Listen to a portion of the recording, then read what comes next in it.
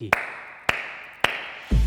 मुझे जब आभास हुआ कि मैं कुछ अलग हूँ, ये फैलाया गया है कि बच्चे उठा ले जाते हैं।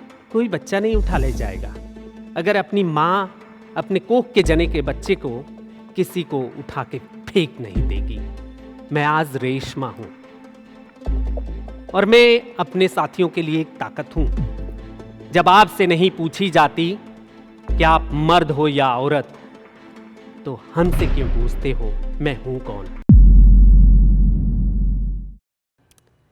खेसारी, विदेशिया, छक्का, लौंडा, यही कह के बुलाते हैं। आज एक किन्नर, एक ट्रांसजेंडर आई है अपनी कहानी बताने। मैं हूं रेशमा। मेरी पैदाइश बनारस में हुई, बनारस घाटों का शहर में। लेकिन मेरे घाट का किनारा किधर है, ये खोजने में मुझे बहुत बरसों लगे। मुझे जब आभास हुआ कि मैं कुछ अलग हूं, तो मैं कहती हूं कि मैं ही क्या अकेली अलग हूं। मेरे लिए बड़ा ऐसा लगता था कि मेरा ऐसा होना क्या गलत है। लेकिन मैं भी प्यार की तलाश में और अपने जीवन की तलाश में आगे बढ़ रही थी। पढ़ने लिखने में अच्छी थी और सभी इसको रिकॉग्नाइज भी करते थे। घर में, स्कूल में, सभी जगहों पर। लेकिन एक ही चीज़ से सभी लोग कतराते थे, तुम्हारी पतली आवाज़, लड़कियों जैसी आवाज़। लेकिन आज आप देखते हैं मेरी आवाज़ कहाँ पहुँच गई। गोरखपुर, लखनऊ और लखनऊ से पटना आना। पटना कैसे मैं पहुँची, क्यों मैं पहुँची, यही तो मोड़ है। जब मैं बढ़ती गई और अपने ज़िंदगी को स्वीकारती गई, तो एक वाकया हुआ। मेरी माँ एक फ़ोटोकॉपी दुकान पे जाती हैं, पढ़ी लिखी हैं। तो एक पंजाबी साथी ने मेरी पतली आवाज़ पे कमेंट किया। मेरी माँ को अच्छा नहीं लगा। उन्होंने कहा मेरी इज्जत चली जाएगी। मेरे पापा कहते कि तुम्हारे रहने से मेरे घर का नाम तुम्हारे नाम से, तुम्हारी वो पहचान जिसे हम हेजड़ा कहते हैं, उससे बुलाई जाएगी। एक मैं वाकया बताती हूँ। मैं छत पे खड़ी थी, नीचे एक लड़का खड़ा था, बहुत कम पढ़ा लिखा, और अभी भी मैं उसे जानती हूँ। नीचे से बोलता, वो है ना, वो छक्का है। क्या मेरी पहचान यही है, या तुम्हारे संस्कारों में यही है? ये संस्कार ही तो हैं जो 5 साल के बच्चे भी हमें पहचान लेते हैं। मैं हूं कौन, क्यों ऐसा होता है, और ये कब बदलेगा? कोई रोल मॉडल भी नहीं ऐसा था जिसको लेकर के मैं सोच पाती कि हाँ मैं इस तरीके से हूं। पटना में जब आई तो पहली बार किसी ट्रांसजेंडर व्यक्ति से मुलाकात हुई, तो मैं देख के डर गई और मैं रोने लगी। और मुझे डर लगा जैसे आम ट्रांसजेंडर साथियों को डर रहता है कि उन्हें घर से कोई उठा ले जाएगा। लेकिन ये गलत है। ये फैलाया गया है कि बच्चे उठा ले जाते हैं। कोई बच्चा नहीं उठा ले जाएगा अगर अपनी माँ अपने कोख के जने के बच्चे को किसी को उठा के फेंक नहीं देगी। मेरी जिंदगी फेंकी हुई नहीं है। मैंने पढ़ाई की, अच्छी पढ़ाई की, लेकिन क्यों फेंकी गई? 2010 की बात है। वैसे तो मैं लखनऊ में जब रहती थी, 2002 में एक ऐसे संस्थान के पास में गई थी, वहाँ पे हमारे जैसे लोग आते थे, और मैं 12th में पढ़ती थी। वो समय भी क्या था,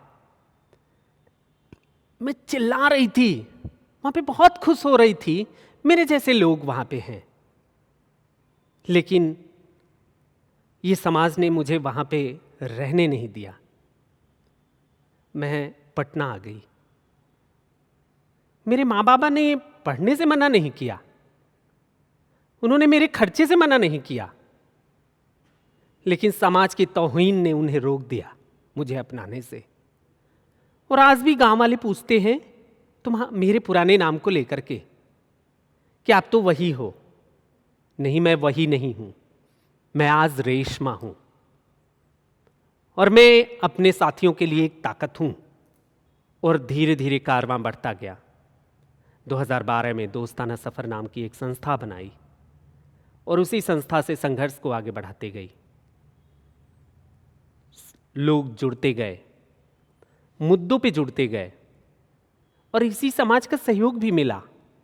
2014 सुप्रीम कोर्ट का जजमेंट आया जिसमें ट्रांसजेंडर को नागरिकों के रूप में स्वीकारा गया। सोचो वो कौन सा समय होगा, किसी माँ पेट के बच्चे को 70 सालों से नागरिक अधिकार नहीं दिए जा रहे थे। हम किसको कोसें, लेकिन अभी संघर्ष चल ही रहा है। छोटी छोटी सीढ़ियों से हमारे साथी चढ़ते जा रहे हैं, लेकिन क्या वो दर्द खत्म हो रहा है? एक बार की मैं बात बताती हूं। दूरदर्शन जा रही थी, 2014-15 के आसपास की बात है। मैं जैसे चल रही थी, पीछे पीछे से वही हमारी तालियां बजाई जा रही थी। लेकिन ये क्या ताली मेरे लिए दर्द है? नहीं, मेरे लिए ताकत है, मेरे लिए ताकत है। क्योंकि आज मैं चलती हूं तो आगे से तालियां बजती हैं। वो तालियां आज मुझे मुकाम देती हैं, पहचान को आगे लेकर के जाती हैं कि ट्रांसजेंडर संघर्ष को और आगे लेकर के जाना है। क्योंकि हमारी जिंदगियां कोई अपराधियों की जिंदगी नहीं है। जो 5000 सालों से सोशल डिस्टेंसिंग शब्द हमें काटता था, आज वो आपको कैसा लगता है? और सोशल डिस्टेंसिंग हमारे लिए तो 5000 सालों से मौजूद है। आप जब फिल्में देखते हैं तो बहुत बार हमारी कम्युनिटी को इस तरीके से पोर्ट्रे किया जाता है कि जैसे वो इंटरटेनमेंट का जरिया सिर्फ है। नहीं, ये जीवन है, ये कोई कला नहीं है, ये जीवन है, जीवन, कला नहीं है। ये हमारे जीवन की लैंगिकता है, ये कभी नकली हो ही नहीं सकती। मैं किन्नर हूं, मैं ट्रांसजेंडर हूं। जब आपसे नहीं पूछी जाती कि आप मर्द हो या औरत, तो हमसे क्यों पूछते हो मैं हूं कौन? मैं किन्नर हूं, मैं एक जीवन हूं और इस जीवन को सम्मान और समानता दो। शुक्रिया।